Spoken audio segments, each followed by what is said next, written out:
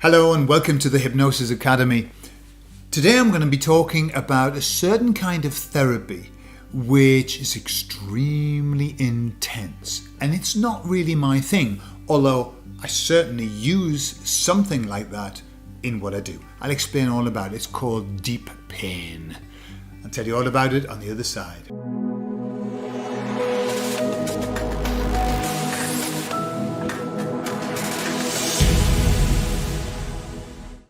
To be honest, I don't know what this therapy is called, but let me explain how it works. So you are in the part of the loss which is sadness, depression and anger, okay? So, or any of those negative emotions. And that's when people go to therapy. That's when people need therapy, when they're in this sadness, depression, anger. And there are lots of ways of helping people through. But there's one kind of therapy which is this, and it's a therapy that you can do quite early on when people have just gone into that place. But understand that people must go through sadness, depression and anger. They can't avoid it. Don't think that you could do something special and just get them to jump through that. And especially when people lose a family member, and especially when that loss is traumatic. In a very traumatic way. Obviously, it's never easy to lose a family member, but when it's very traumatic, do not try and force somebody through that too quickly. Let them have the time that they need to be, to work through that. However, this process is where you get the person to focus on the negative feeling that they feel. I feel very sad. Focus on that sadness. And the therapy lasts about 2 hours a session. And all the therapist does is make the person feel sad.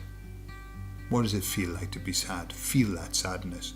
I want you to go into that sadness. What is it specifically? Isn't that sad? Right. And so the person goes deeply, deeply into the sadness. And then what happens is then, because nobody wants to stay there for too long, they start to come out. And go, well, and it's time, maybe to start coming to terms with it. And the therapist says, no, I want you to go back to that sadness. I want you to feel that sadness. You were sad because, giving them all the hot buttons.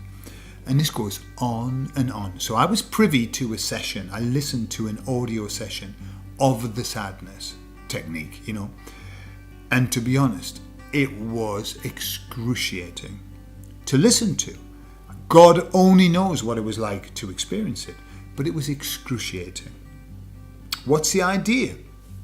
The idea is that when that person spends so much time there, facing the sadness, feeling the sadness, there's a point where it breaks, where the back of the beast breaks, and the person just says, can't feel sad anymore. I've done that.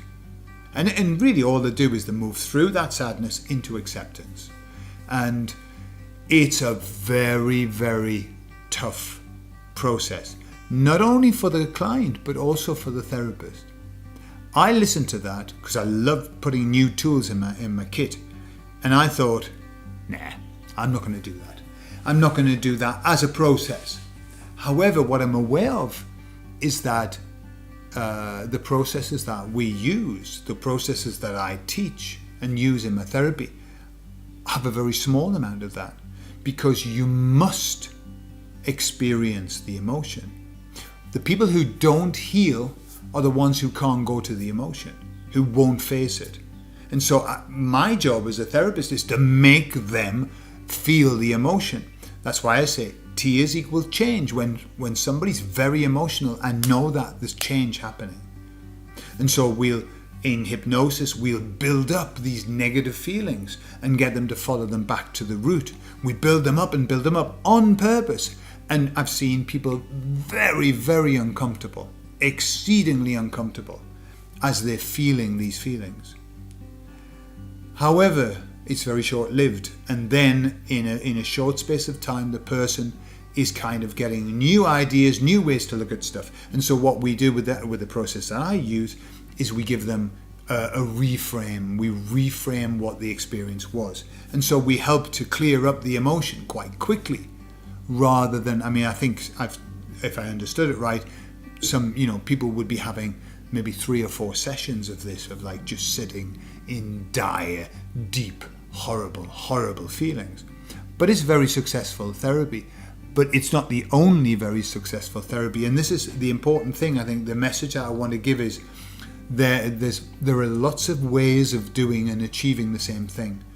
Some ways are nicer than others, but they all achieve the same outcome. The same outcome is that your client feels better about what happens, and they release a lot of these emotions. And you can do, EFT can be very, very intense.